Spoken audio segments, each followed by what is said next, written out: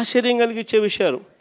నిజంగా ఈ బరితెగింపు అన్నది, ఈ విచ్చలవిడితనం అన్నది నిజంగా ఏ స్థాయికి వెళ్ళిపోయిందనంటే, చంద్రబాబు నాయుడు గారి ఎమ్మెల్యేలు, చంద్రబాబు నాయుడు గారికి సంబంధించిన వాళ్ళంతా ఏ స్థాయిలోకి వెళ్ళిపోయినారంటే, నిన్న 20 పేపర్లో చూసిన కోడూరు ఎమ్మెల్యే అరవ శ్రీధర్, అదే మనిషేనా అసలు, ఇది ఎమ్మెల్యేనా అని అనిపిస్తుంది నాకు.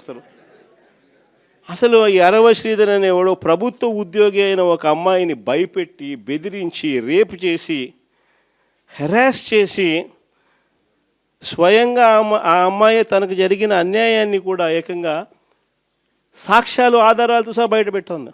ఆముదాల వలస ఎమ్మెల్యే ఇంకోడు కూన రవికుమార్. ఈయన గారి వేధింపులు భరించలేక గవర్నమెంట్ స్కూల్ ప్రిన్సిపల్ ఆత్మహత్యా యత్నం చేసుకుంటే ఇప్పటి వరకు చర్యలు లేవు. సతివీడు ఎమ్మెల్యే కోనేటి ఆదిమూలం ఒక మహిళను బలాత్కారం చేసిన చివరికి ఆ అధికారిని ఉపయోగించి ఆ కేసునే క్లోజ్ చేయించుకుంటారు. ఎంత దారుణంగా జరుగుతుందనంటే, ఇంకొకడు మంత్రి సంధ్యారాణి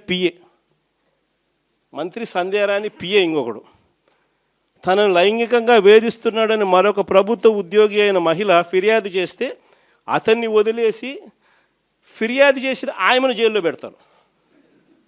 ఆయమ మీద కేసు.